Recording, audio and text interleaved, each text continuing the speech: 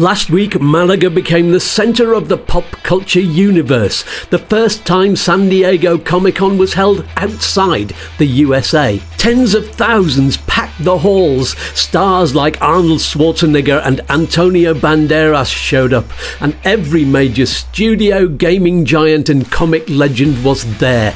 That spectacle isn't just fun and fandom, it's a symbol.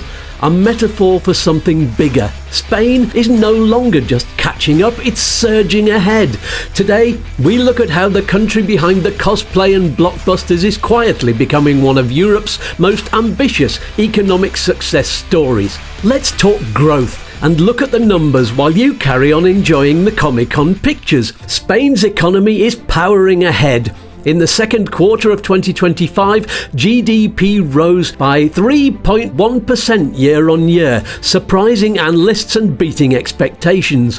The government recently upgraded its 2025 growth forecast to 2.7%. For all of 2024, GDP growth was about 3.2%, one of the strongest performances in Europe. Unemployment has dropped to 10.29%, the lowest since 2008. In short, Spain is outpacing its Eurozone peers. While Germany, Italy or France struggle with weak growth or contraction, Spain is surging ahead.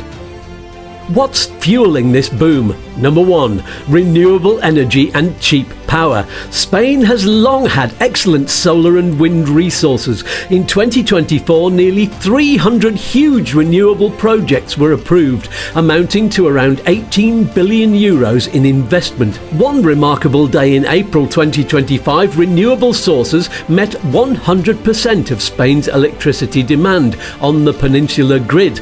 And in an article just the other day in The Pulse, there was an announcement of groundbreaking technology worthy of a superhero movie. A new solar power plant with a huge circle of panels with, crucially, the ability to store the power in salt storage solutions, which means it can send out power at any time of day or night, solving the intermittent supply problems of other renewables.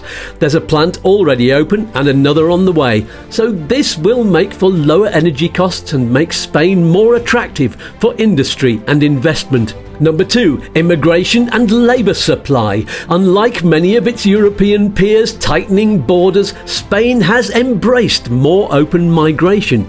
Its population has grown, over 450,000 new residents in 2024, driven largely by Latin America and Morocco. Many newcomers take jobs in tourism, services, infrastructure, sectors with labour gaps. Without fresh labour, Spain's GDP per capita would struggle to keep pace with GDP growth. Number 3. EU recovery funds and structural reforms. Spain is a major beneficiary of the EU's next generation funds. That money is going into infrastructure, digitalisation, green transition, supporting long-term productivity gains. Labour reforms in recent years have also nudged hiring towards more stability and flexibility. These three forces are stacking together: energy, people, investment, to turn Spain into a magnet for growth. Let's put this in perspective. The US continues to grow, but Spain's 3% plus is striking given its size and the headwinds that Europe faces. Much of Europe is stagnating or flat. Spain is now Europe's standout growth story. But it's not all smooth sailing. Here are the forces of the dark side. There's a GDP per capita gap. Growth aggregated across the whole economy is stronger than per person growth in some sectors. There's still a housing crisis. In tourist hotspots and major cities, real estate and short-term rentals are squeezing locals and raising tensions. Productivity and innovation. To keep climbing, Spain must shift from growth by scale, with lots of labour plus capital, towards more high-value, high-productivity sectors. There's political fragility. Sanchez leads a minority government, making ambitious reforms harder to push through reliably. Can Spain balance bold ambition with political realism? That's the key tension going forward. Here's what I'll be keeping an eye on in the months ahead. Will Sanchez find consensus to support more investment, tax incentives, R&D funding and housing reforms? Will Spain attract not just quantity of immigrants, but higher skilled workers in IT, engineering, biotech, the kind that raises GDP per capita instead of just filling gaps? Can Spain continue its renewable push while ensuring grid stability, storage solutions, smart infrastructure? How will global headwinds, inflation, geopolitics, energy shocks affect Spain's trajectory? Will investor confidence deepen, bond spreads compress, credit ratings improve? Already Moody's and Fitch have been upgrading Spain. Let me close with this. Comic-Con Málaga was more than a spectacle, it was a symbol.